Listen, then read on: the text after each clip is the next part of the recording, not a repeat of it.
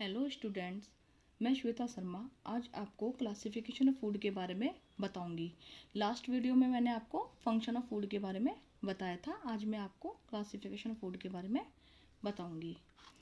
भोजन का वर्गीकरण 3 आधार पर किया जा सकता है। फर्स्ट, पोषक तत्वों के आधार पर, कार्य अनुसार भोजन का वर्गीकरण और प्राप्ति के साधन के आधार पर। अब मैं आपको बताऊंगी पोषक तत्वों के आधार पर भोजन का वर्गीकरण। भोजन शरीर में प्रमुख 3 कार्यों को संपन्न करता है: शरीर का निर्माण करना, ऊर्जा प्रदान करना तथा शरीर को सुरक्षा प्रदान करना।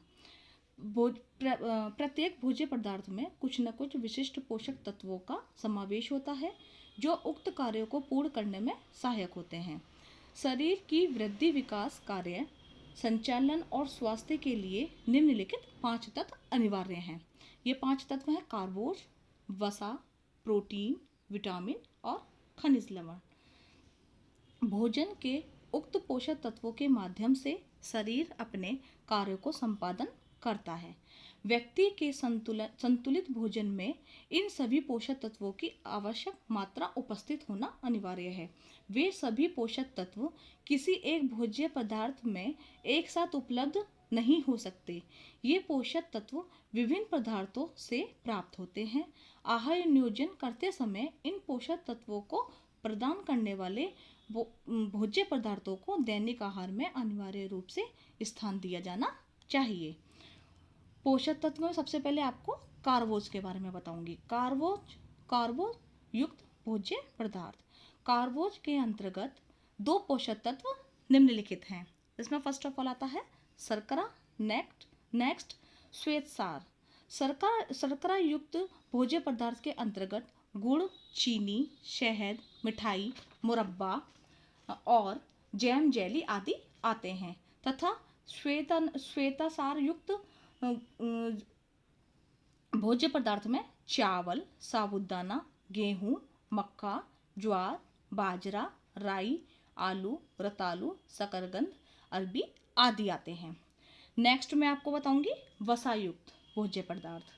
वसा युक्त भोज्य पदार्थों के अंतर्गत घी, चर्बी, मक्खन, क्रीम, पनीर, वनस्पति तेल, मूंगफली, मलाई, तिलहन, सूखे मेवे आदि आते हैं। नेक्स्ट, प्रोटीन युक्त भोज्य पदार्थ। प्रोटीन हमें प्राणिज भोज्य पदार्थ और वनस्पतिक भोज्य पदार्थ दोनों के द्वारा प्राप्त होता है।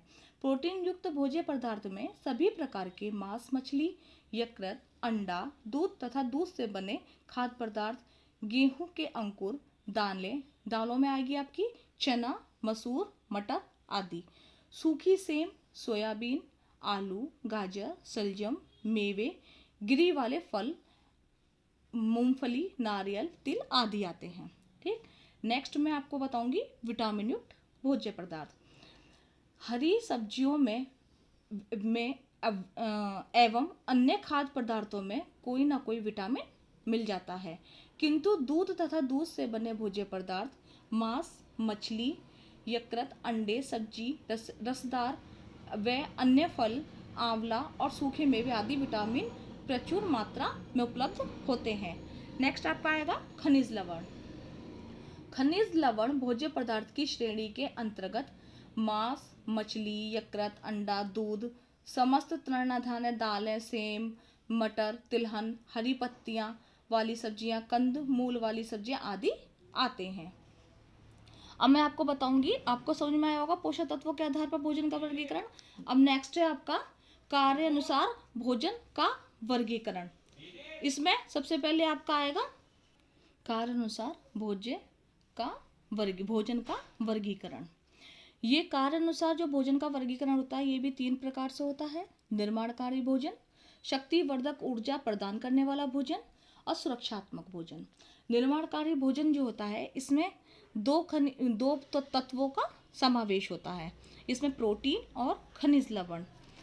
प्रोटीन आपकी मांस, मछली, अंडा, पनीर, दूध, दही, दालें, बीज, मेवे तथा अनाज। और खनिज लवण के अंदर आपके आते हैं 2 खनिज लवण किस प्रकार के होते हैं: कैल्शियम, दूध, पनीर व हरी सब्जियां। नेक्स्ट आपका आएगा बी, लोहा, मांस, मछली, अंडा, दालें, सूखे फल और हरी सब्जियां। अब मैं सबसे पहले आपको निर्माणकारी भोजन के बारे में ही बताऊंगी। निर्माण किसका होता है? हमारे शरीर का। तो इसको हम कह सकते हैं शरीर निर्माणक भोजन पदार्थ। वह भोज्य तत्व जो शरीर में निर्माण करने का कार्य करते हैं शरीर निर्माणक तत्व कहलाते हैं। शरीर निर्माणक तत्व भोजन में प्रोटीन प्रमुख, इसमें इसके जो शरीर निर्माणक तत्व है इसमें इसके भोजन में प्रोटीन प्रमुख तत्व है। ठीक है, हमारा शरीर जिसकी इकाई कोशिका है का निर्माण प्रोटीन के द्वारा ही होता है।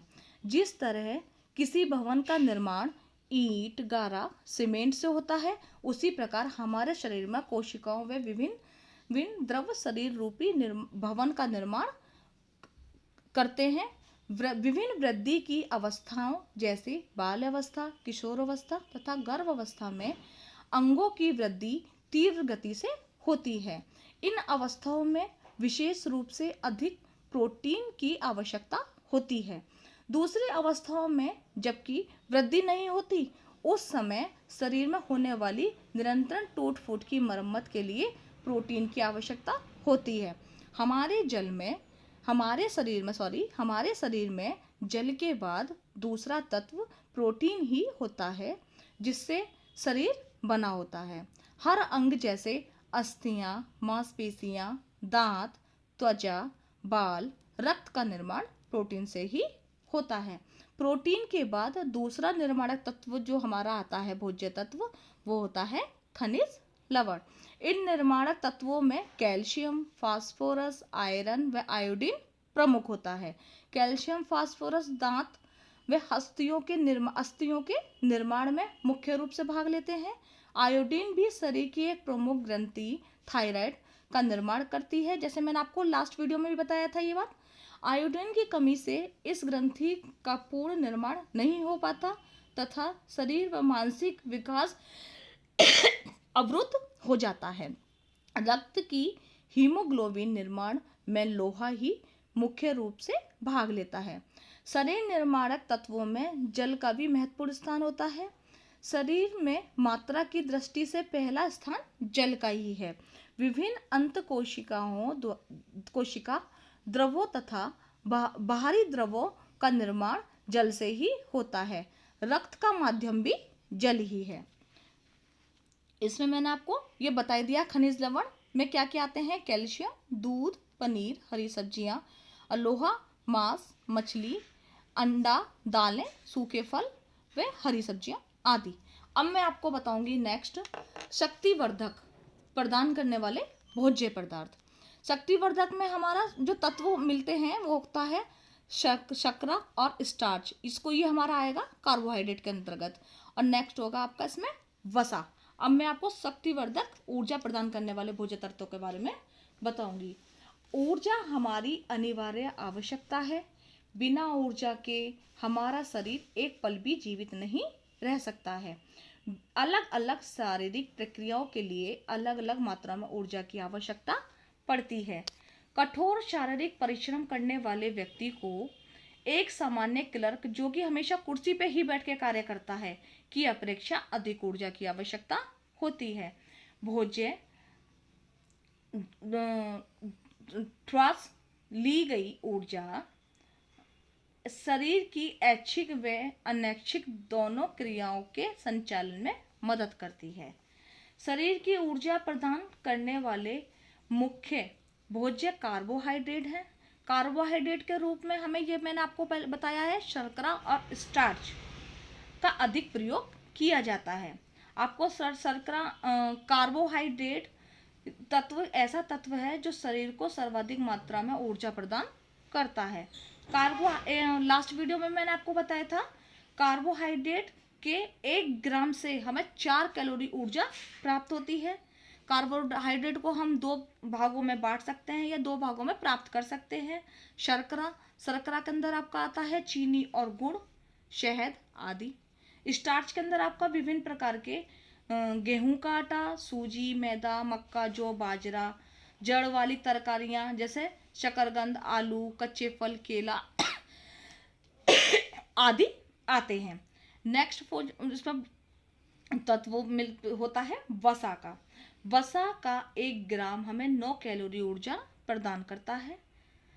पहले भी मैं आपको बता चुकी हूँ ये वाली बात कि वसा का 1 ग्राम 9 कैलोरी ऊर्जा हमें प्रदान करता है।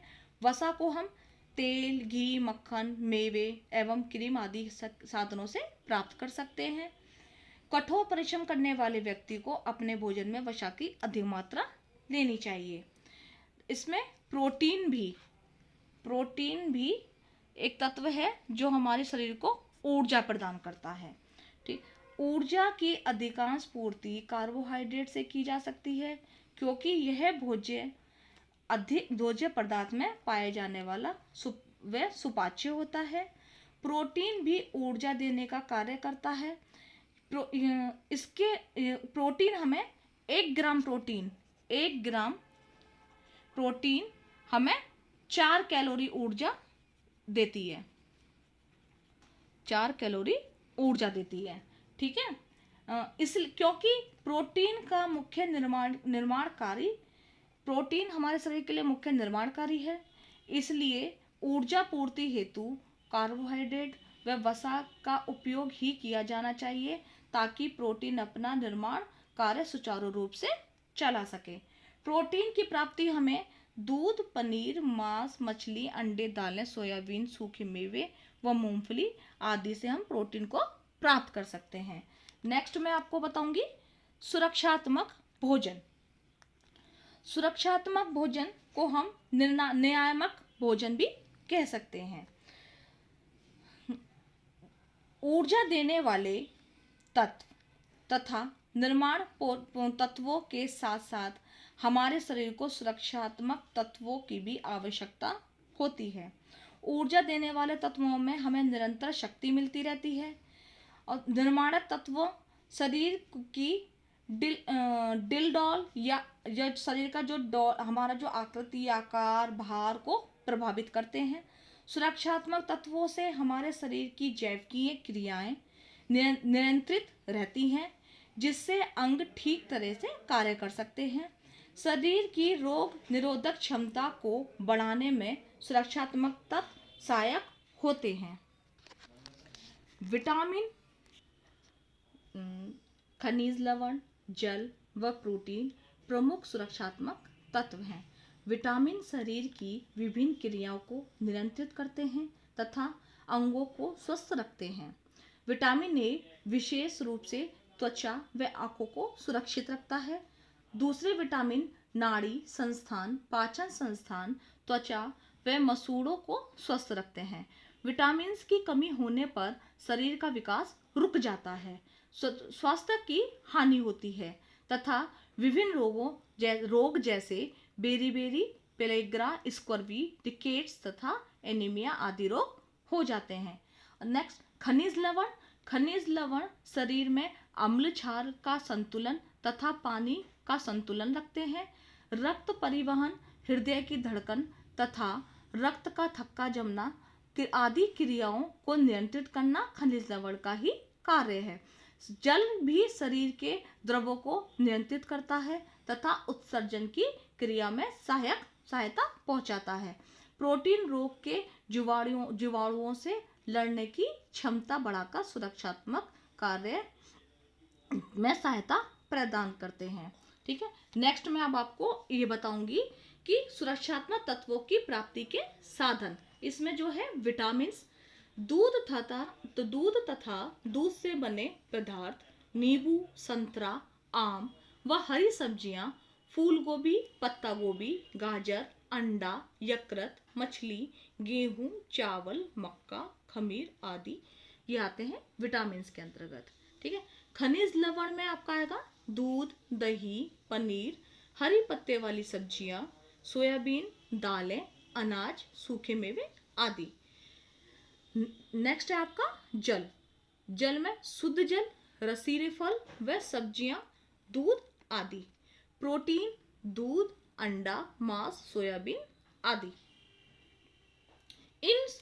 इन भोजन इन शारीरिक क्रियात्मक कार्यों के अलावा और कई तरीके से महत्वपूर्ण होता है।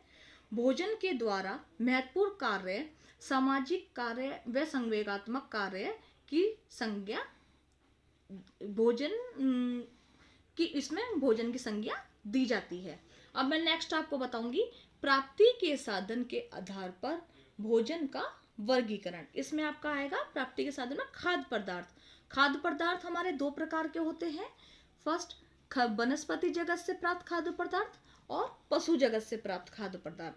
वनस्पति जगत से जो हमें खाद्य पदार्थ पेड़ पौधों द्वारा प्राप्त होते हैं उन्हें हम वनस्पति जगत से प्राप्त खाद्य पदार्थ कहते हैं। इसमें इसके अंतर्गत निम्नलिखित होते हैं। फर्स्ट आपका इसमें आ जाएगा खाद्य पदार्थों में अनाज, फलियां, दालें, सब्जियां, फल, मेवे, चीनी, गुड़, तेल और औषधियां जो हमें वनस्पति जगत से प्राप्त होती हैं।